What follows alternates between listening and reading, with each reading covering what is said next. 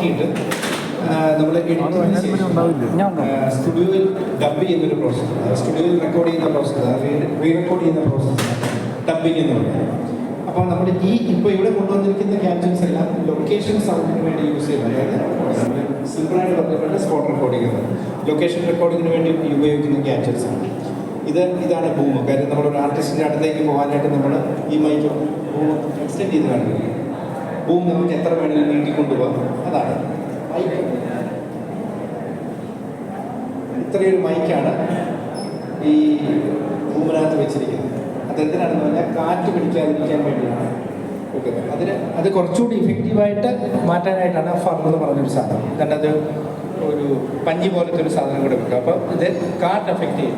അപ്പോൾ ഇത്രയും നീട്ടിക്കഴിഞ്ഞാൽ നമുക്കൊരു ആർട്ടിസ്റ്റ് ഷോട്ടിനനുസരിച്ച് നമുക്ക് ആർട്ടിസ്റ്റിൻ്റെ അടുത്തേക്ക് പോകാം.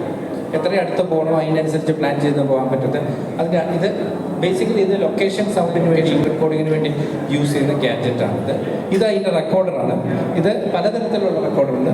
4 ട്രാക്ക് റെക്കോർഡ് ചെയ്യാവുന്നതും 8 ട്രാക്ക് റെക്കോർഡ് ചെയ്യാവുന്നതും പിന്നെ 12 ട്രാക്ക് വരെ റെക്കോർഡ് ചെയ്യാൻ പറ്റുന്ന റെക്കോർഡേഴ്സ് ഇന്ന് അവൈലബിൾ ആണ്. അപ്പോൾ അതിൻ്റെ ഗുണമെന്ന് പറഞ്ഞാൽ ഓരോ ആർട്ടിസ്റ്റിനും നമുക്ക് സെപ്പറേറ്റ് മൈക്ക് വേണമെങ്കിലും ചെയ്യാൻ പറ്റും. പിന്നെ വയർലെസ് മൈക്സ് ഉണ്ട്. വയർലെസ് മൈക്സ് എന്ന് പറഞ്ഞു കഴിഞ്ഞാൽ നമ്മുടെ ബോഡിയിൽ ഒരു പാക്കിലാണ്. നിങ്ങളെല്ലാം ചാനൽ കാണുന്നുണ്ടല്ലോ നിങ്ങൾ. അപ്പം ബോഡിയിലൊരു പാക്കുണ്ട്. അത് ട്രാൻസ്മിറ്ററാണ്. ഇതിങ്ങനെ കണക്ട് ചെയ്യും, നമ്മുടെ ബോഡിയിലേക്ക് കണക്ട് ചെയ്തിട്ട് അത് മിക്കപ്പോഴും നമ്മൾ ഹൈഡ് ചെയ്തിട്ടാണ് വെക്കുന്നത്. നമ്മുടെ ചാനലിലൊക്കെ അത് വിസിബിളായിട്ട് വെക്കും. പക്ഷേ അല്ലാത്തടത്ത് നമ്മൾ ഹൈഡ് ചെയ്ത് വെച്ചിട്ട് ഇതിൻ്റെ ട്രാൻസ്മിറ്റർ എന്ന് പറയും. ഇത് മൈക്ക്, ഇത് ട്രാൻസ്മിറ്റർ, റിസീവർ. അത് റിസീവർ ഇൻബിൽറ്റാണ്. ആ റെക്കോർഡറിൽ തന്നെ റിസീവർ ഇൻബിൽറ്റാണ്. അപ്പം അങ്ങനെയാണ് ഇത് റെക്കോർഡ് ചെയ്യുന്നത്. പല മെത്തഡോളജിയിലാണ് നമ്മളിത് റെക്കോർഡ് ചെയ്യുന്നത്, എങ്ങനെ വേണമെങ്കിലും. പക്ഷേ ഇത് കഴിഞ്ഞുള്ളൊരു പ്രോസസ്സാണ് നമ്മളീ പറഞ്ഞ ഡബ്ബിംഗ് എന്ന് പറയുന്നത്. കാര്യം ചിലർ സീൻസ് ചെയ്ത് വൃത്തിയായിട്ട് എടുത്തതിന് ശേഷം അത് തന്നെ യൂസ് ചെയ്യും. അല്ലാത്ത ചില പ്രോസസ്സ് നമ്മൾ ഡബ്ബിംഗ് എന്ന് പറഞ്ഞൊരു പ്രോസസ്സിലേക്ക് പോകും. അത് പോസ്റ്റ് പ്രൊഡക്ഷൻ്റെ ഫസ്റ്റ് സ്റ്റേജ്, എഡിറ്റിംഗ് കഴിഞ്ഞിട്ടുള്ള നെക്സ്റ്റ് ഓഡിയോ സ്റ്റേജിലൊന്നാണ് ഡബ്ബിംഗ്. അപ്പോൾ ഇവർ ജിത്തിനാണ് ഇവരൊക്കെ ലൊക്കേഷനിൽ പോകുമ്പോൾ എന്ത് ചെയ്യുമെന്ന് പറഞ്ഞാൽ ഡയലോഗ് മാത്രമല്ല ഇവർ റെക്കോർഡ് ചെയ്തു. ആ ലൊക്കേഷൻ്റെ ആംബിയൻസ് എന്ന് പറഞ്ഞു കഴിഞ്ഞാൽ അവിടുത്തെ സൗണ്ടും ബാക്കി കാര്യങ്ങളും എല്ലാം റെക്കോർഡ് ചെയ്യും. കാര്യം ഷോട്ടുകൾ ഇങ്ങനെ ചേഞ്ച് ചെയ്യുമ്പോൾ നമ്മൾ ആംബിയൻസ് ചേഞ്ച് ചെയ്യത്തില്ല. ആംബിയൻസ് കണ്ടിന്യൂസ് ആയിട്ട് വെക്കുമ്പോൾ ഈ ഒരു പർട്ടിക്കുലർ ഇൻസിഡൻറ്റ് കണ്ടിന്യൂസ് ആയിട്ട് നടക്കുകയാണെന്ന് നമുക്ക് ഫീൽ ചെയ്യും. അപ്പോൾ ആംബിയൻസ്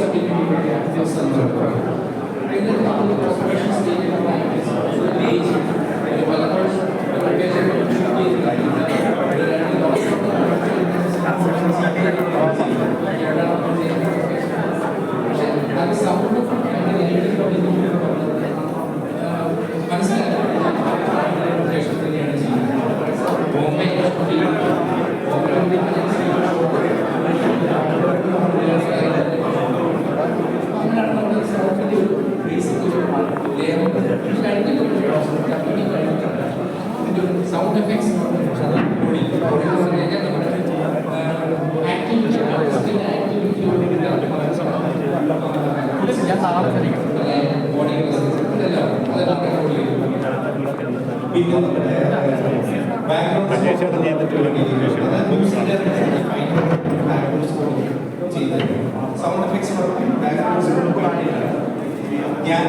മിക്സിംഗ് എന്ന് പറഞ്ഞൊരു പ്രോസസ്സ്. മിക്സിംഗ് എന്ന് പറഞ്ഞ പ്രോസസ്സ് തന്നെ വളരെ സിമ്പിളായിട്ട് കാര്യങ്ങൾ, വളരെ നാച്ചുറലായിട്ട് പറഞ്ഞു.